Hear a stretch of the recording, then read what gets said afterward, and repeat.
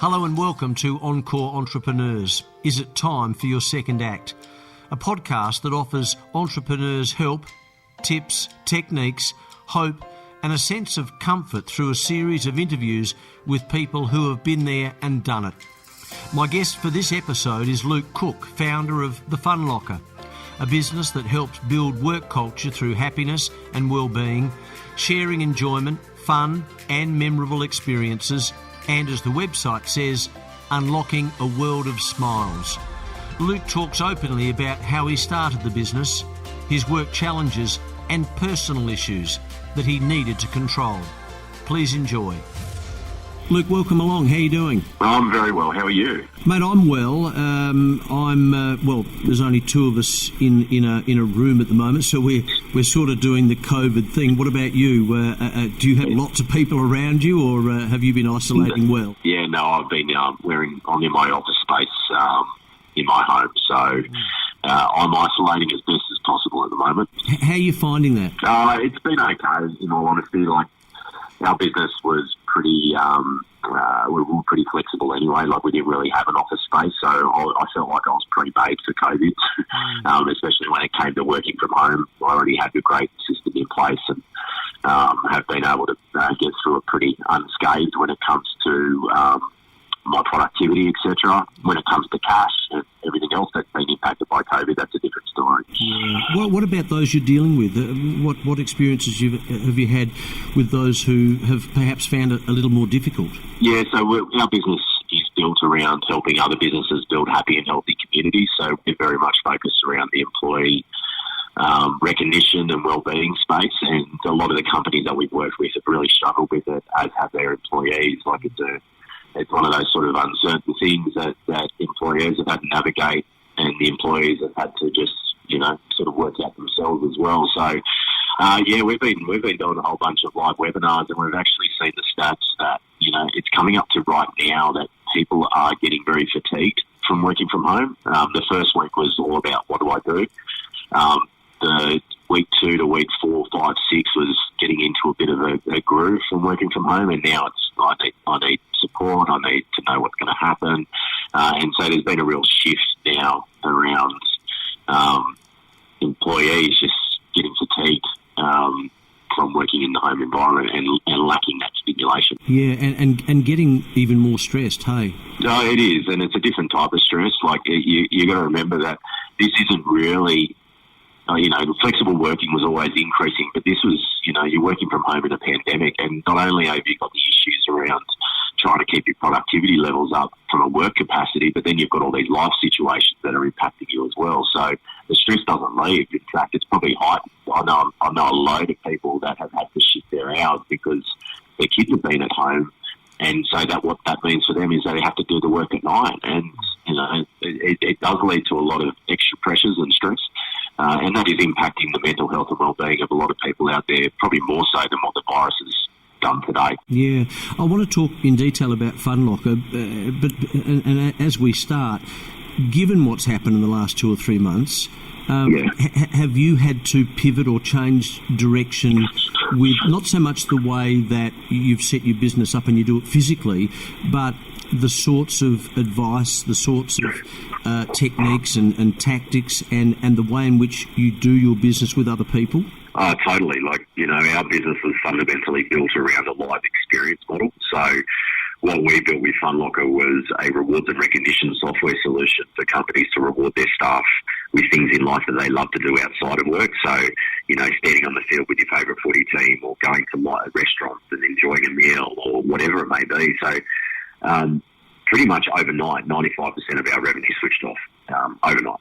And from that time, we're not a massive business. We're a pretty lean operation already. And, that sent shockwaves into me. Just, 3.5 years of building this business and pretty much fully invested now. And to have that switch off was a real challenge. But, again, we were small and nimble enough to move quickly, and what I realised pretty quickly was that the experiences aren't dead, they're just different. And so we I wouldn't call it a pivot.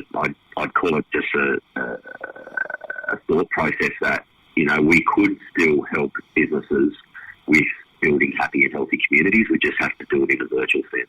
And so, we launched a series of live webinar formats, and, the best one out of all of this is we've launched a virtual cafe, which is helping people start their day with a dose of positivity and inspiration. And that one in particular has started to take off, which is really nice, and it has given back for us as well. So let's go back 3.5 or so years.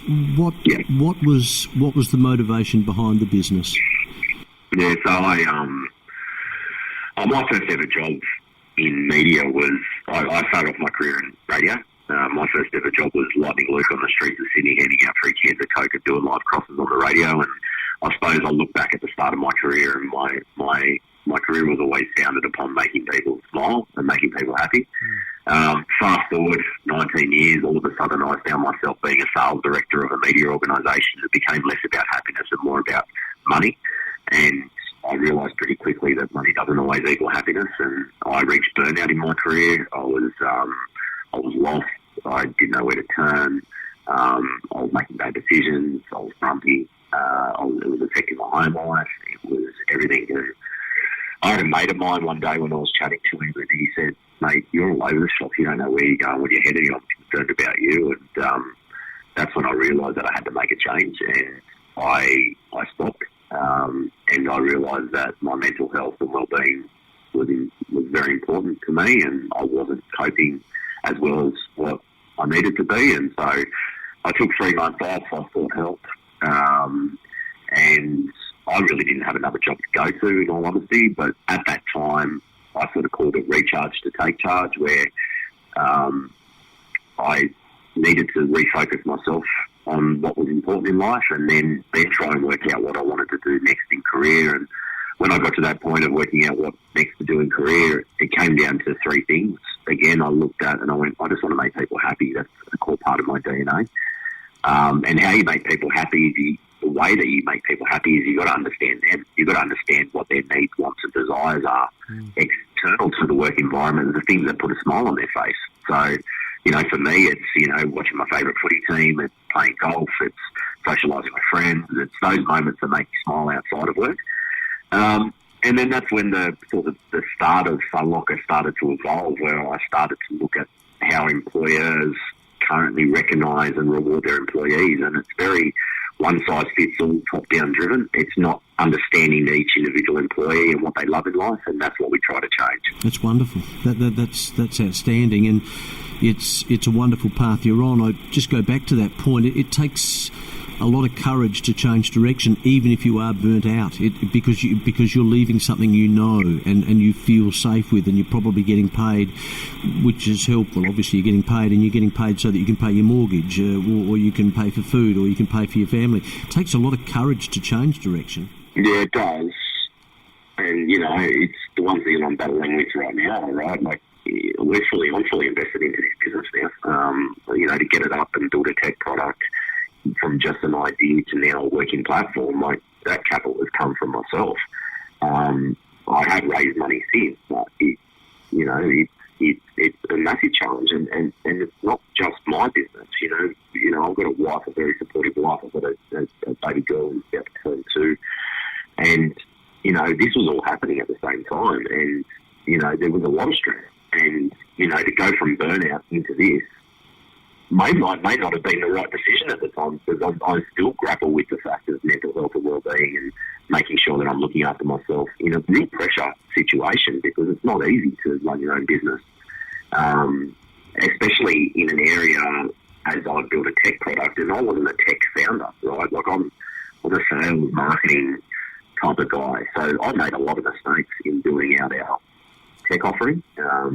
I've got scar wounds all over me, and I know some of my scar wounds are in that sort of 20 to 30 grand mark, of own personal cash that just shouldn't have been spent. So I've learned a lot. Like, it's going to be a great tech talk one day, I hope, but it's one of those things where it just doesn't affect you. It affects everyone around you.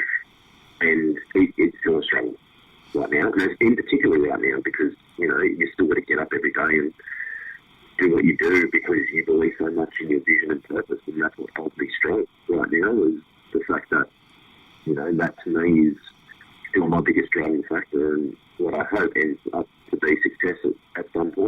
Did you have any idea what was required when you shifted from one job to this? No. No, I didn't. I didn't know the beast that it would become, and the amount of effort required mentally, physically, emotionally, to get it to where it needs to be. You know, in an ideal world, I would have been trying this as a side hustle at the time of having a job, but I just couldn't have coped with the role that I was doing, nor did I feel like I could give the best of myself to another business at the time to justify things. And I'm glad I did start Funlocka, because I probably wouldn't be here today if I didn't take that time to initially, start the idea and progress it through. But no, to answer your question, it's been difficult. It's been totally difficult, more difficult than what I thought, and I'm very open with that. One of the things that I've done since the start of my journey is I've documented a lot of it via videos, doing vlogs and stuff like that about my whole journey. And I look back at some of those vlogs of the bright-eyed, bushy-tailed, excited person and go, well, you know what? Like, it's been a real heart monitor. You know, you have your ups, you have your dead days, and that all happens in a day sometimes, where you're riding this emotional roller coaster of winning business, and then, something happens, and all roads lead to you. There's nothing to hide behind, because every decision at the end of the day, ultimately, even if it's your staff making that decision, is ultimately your burden in some way, shape or form, because it affects you and your business and your family and all that type of stuff. So it's a tough one to grapple, and it's not made for everyone. Especially, it's a tough one to grapple. Yeah, and just to that point that you made, when you were working in the media, even though you were at a high level, there was obviously someone else higher above you. So there is that psychological comfort in some way, shape or form. But you make a really good point. Now it's you. It's you that is responsible for the business. It's you wholly and solely that is responsible for those people who work for you. It's you who is wholly and solely responsible for this business working. What would your general advice be to others who are thinking of doing what you're doing as a result of you getting burnt out in another role, if you were able to look back now and do something slightly different? And I'm not talking about a job slightly different, I'm talking about maybe just the way in which that transition occurred. Yeah, so in my aspect, if you really feel like you need to, if you feel like your core purpose and vision is set around wanting to start your own business, like the ideal scenario, which I would have loved, is maybe negotiating with your company about trying to reduce your hours or thought process there to go to like a 4-day-a-week type of role, and then focus on your other vision and purpose that extra day or after hours. I would love that if I went through that same sort of situation again, but also not to put the pressure on myself to try and push a product that wasn't properly validated straight away. So it's about working out that validation process on, all that. The other thing that I wish I had was just a really good network of contacts in the space that I was entering into. Senior leaders, probably like an advisory sort of scenario, because I was a sole founder. And that's also difficult when you're building a tech product, is that, you're the only one that's taking all the responsibility. Now, it has its mixture of thought about having a co-founder, because not always they work out as well. But I can understand why I sat in a conference one day and I put up my hand and I said, do you feel like a sole founder, to the panel up above, do you feel like a sole founder in tech could achieve greatness? And a lot of them laughed at me. And I can understand why, because if you don't have that yin and yang, it is a hard road. To have support network, to have a co-founder, to do all that type of stuff, I feel probably would have made the transition a lot easier from working business to this. And you're talking mentors, of course. Me, pardon? You're talking mentors as well. No, mentors, big time. Yeah. Mentors, advisors, in aspects that you're not skilled at. Like when you're a founder, you're everything. Your hat is everywhere. And, I was really great at sales and marketing, but I wasn't that great at finance. I definitely wasn't great at tech. I didn't know what decisions to make. And that's where a lot of the issues have occurred is just, look, this is, these are the areas that I wish I just had that support network around that. Even if you gave away some equity so they could help you, like at the end of the day, like it doesn't, the equity standpoint for me is like it means nothing if you've got no business, So if you've got those trusted resources and they can add value to your idea and they believe in you and they believe in the idea, that's where we're sort of getting to now with Funlocka, but it's taken 3 years to get to that point. In regard to the mentors, I can completely understand what you're talking about there, because it's so important to be able to have someone that you can talk to about issues that you're going through from a business point of view and also a psychological point of view as well. And they may be separate mentors. One may be a mentor that's going to help you with your business. The other one might be a mentor that's helping you with your mental health or your psychological well-being. At the moment, I have a couple of mentors, and one thing that it has enabled me to do is to stop. Ring the mentor and then start again, but quite often, in fact, invariably, head off in a slightly different direction as to where I thought I was going to go before I spoke to the mentor. Yeah, like one of my sayings at the moment is that I can have up to 50 meetings a day, 45 of them are in my head, and 3 times I sack myself because of bad decisions that I make, and that's if you don't have those network around you to talk to and bounce off thoughts and ideas, and that is a spiral down to failure if you're doing that. And it's taken me a long time to learn that as well, because sometimes as a founder you just got this little bravado and ego about you that you think that you know it all and you don't. And that's pretty much, you've got to find the trusted guidance though, like that's the hardest thing. You've got to find those people that you actually respect and trust to be able to give you the other opinion, so it does cut through. And that's where I found that now, but I didn't have that at the start, and I wish I did. And I guess, and I'm just guessing here, but I guess in the early stages you were paying yourself a minimal wage and pouring whatever revenue you had back into the business. Oh mate, I wasn't even paying my wage. I was fully pulling my own money that I saved into the business, and I didn't start earning a salary until 16 months ago, or 12 months ago now, 14 months ago. 14 months ago was when I started earning a salary in the business out of the 3.5 years. And that's an important point for anyone wanting to make that change. They're the sorts of considerations that they need to take into account. Was that something that you thought of, that you thought may take you a while to actually pay yourself a wage when you made that change? Yeah, I did, but again, I didn't think it would take that long. The length of time I didn't expect. I knew that I would, and once I reached a sort of point where I thought what my deadline was of that, it still wasn't reached, and I had to make another decision then and re-look at it again and chat to my wife and family about, am I going to still pursue this, or do I need to stop and find a job? And we decided to pursue it, and I still am glad that I am pursuing it because it is starting to get to where it needs to be. But it took a lot longer than I thought, and that's the thing. Everything takes longer than what you think. Your dev takes 2 or 3 times longer than what you think. Your everything, sales processes take 2 to 3 times longer than you think. So that's the other thing as well, is just make sure that you manage understanding the time parameters that could exist around it, and then double it. Yeah, absolutely. And as Gary Vaynerchuk says, you need to be patient. These things don't happen overnight. It's easy to say that, but if you're aware of it, that's one thing, and then working through it is the other. What about taking your work home?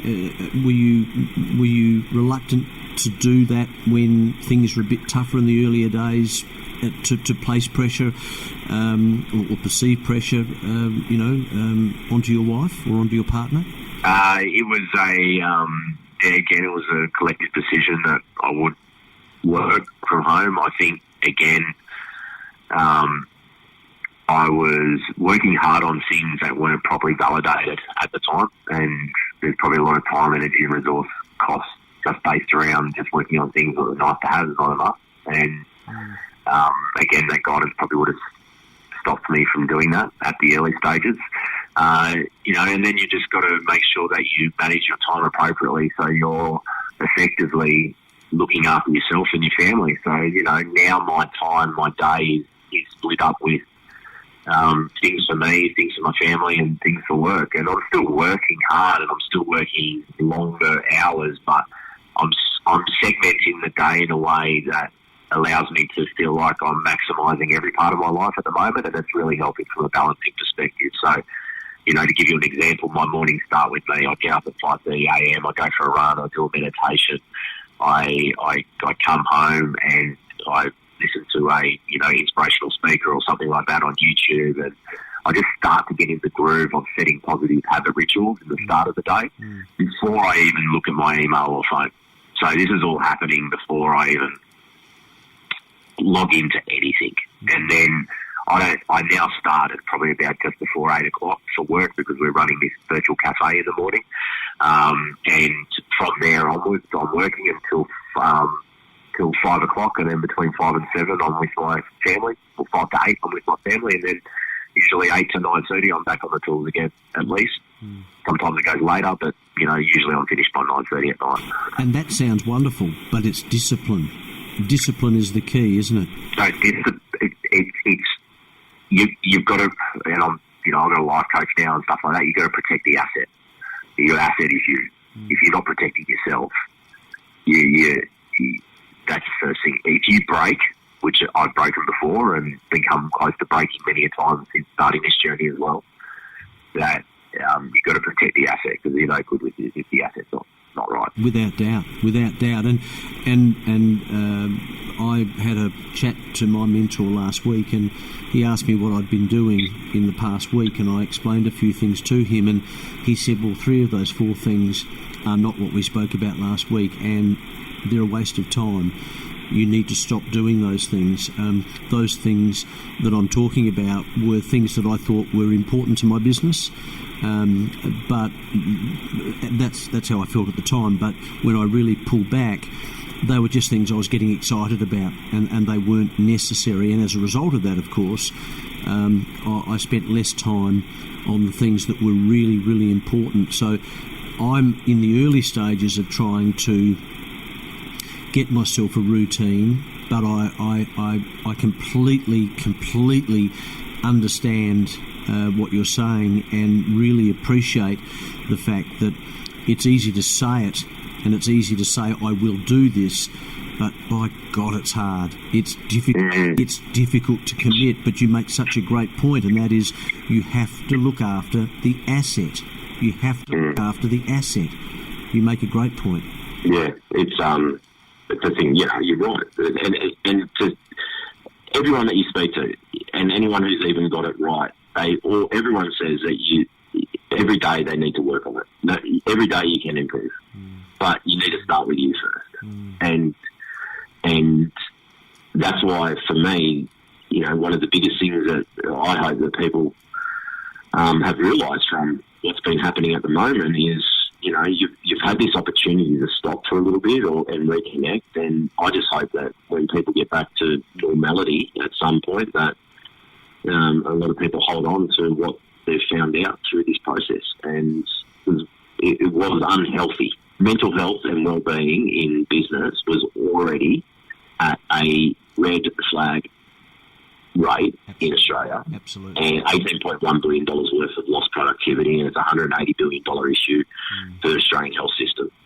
And it was already bad. Now it's bad now. It's even worse now because of the stress and anxiety and uncertainty. But this is the biggest problem in the marketplace at the moment, from my perspective, because there's a lot of people hurting out there, and the only thing that you can control is you and your happiness. And that's where it's got to start. Absolutely, 100%. I want to talk about Funlocka and the virtual cafe in a second. Just a couple more questions on this, because this is fascinating and it's so important, and it's so key that it's coming from someone like yourself who is experiencing it, who is living it. Do you know when things are getting a bit edgy and you're starting to perhaps slightly go off kilter mentally?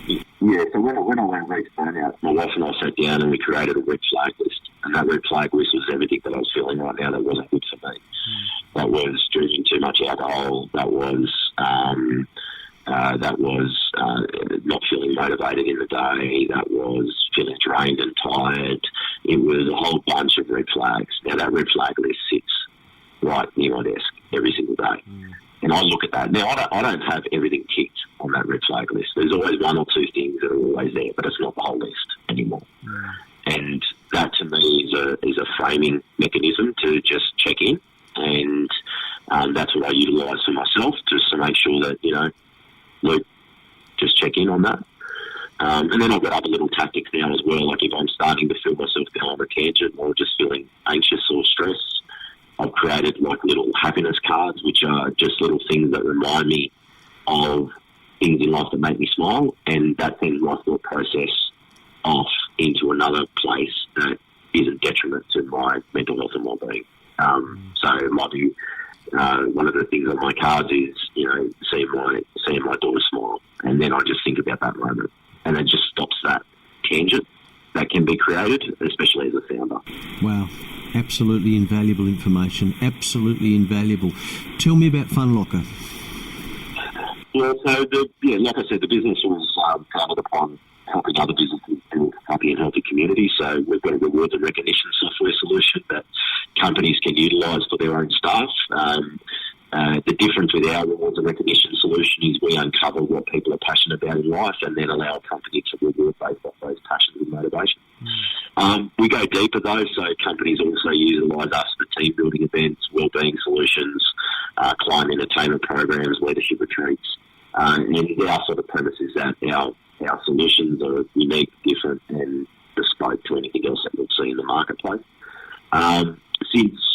Since COVID has happened, then our focus as attention into the live has shifted to the live webinar and digital interactivity. Yes. So we're doing like 1 hour live webinar formats with like Elaine Beachley, who talks about mindset that companies can buy for their staff. And we've got a whole bunch of talent like Elaine Beachley that can motivate and inspire, educate and entertain the people that matter most, which are your employees. So yeah, that's wonderful. That's absolutely wonderful, and so important. Was really important 4 months ago. Is critically important these days. And look, this is a topic for another day, but I'd like to touch on it. I've always felt that most businesses, and I don't have any statistics to back me up. It's just a gut feel, but most businesses are primarily concerned about profit. They say they're concerned about and look after their staff, but I think in truth, unfortunately, a lot of those companies and businesses treat their staff as numbers. Sure, they treat some of them slightly different if they are special or if they are extremely valuable, but I think a lot of them are negligent in looking after those people who are perhaps down the food chain. And as a result, of course, that, and as I say, I understand this is a topic for another day, but that creates a poor culture.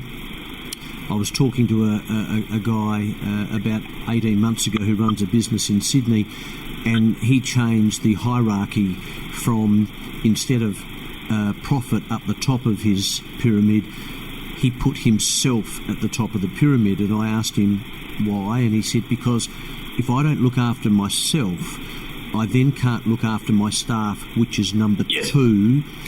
They can't look after the customers, which is number 3. And then if they look after the customers, then the finances and the profits will come. So he flipped the whole thing. He flipped the whole thing. Right. And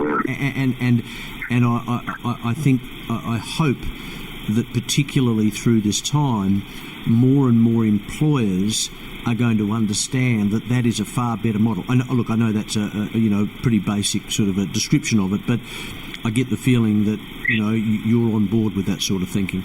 Oh, big time, and I can see the companies that are doing really well, and I can see the companies that aren't when it comes to holding and retaining and ensuring that their team are productive and motivated. And a lot of the companies that are doing really well are the startup companies who have built their business based around culture. The ones that aren't doing well are the blue chips that are driven by shareholders and profit, and they're the ones that are struggling the most. And they're the ones that if you have a look at your staff's productivity, because they're not engaged, then it's costing you more money than what you think. And I think it's really interesting now that companies have to rethink about their structures and how they work. And I think I reckon there's a massive change coming with what's happened in the marketplace recently, and flexible working and all that type of environment will be a thing of the norm now. I couldn't agree with you more. If you were talking to your mentor now, right at this moment, what would you be asking him or her? Am I okay? I'd be still focusing on myself, in all honesty, just drilling down on what I'm focused on, what I'm working on right now, and how critically important is it, and how does it link to my values. That's where you got to question every decision. Absolutely, mate. Fascinating, inspiring, educational, poignant. So many great lessons there for those people who are in business, or for those people who decide that for whatever reason they want to change direction. As I leave you, a final question: if I hook up with you in 12 months' time, what do you think we'll be talking about? How our business has helped tens of thousands of people start their day with a smile. That's what I want to achieve in the next 12 months. Luke, thank you very much. No problem. Thank you.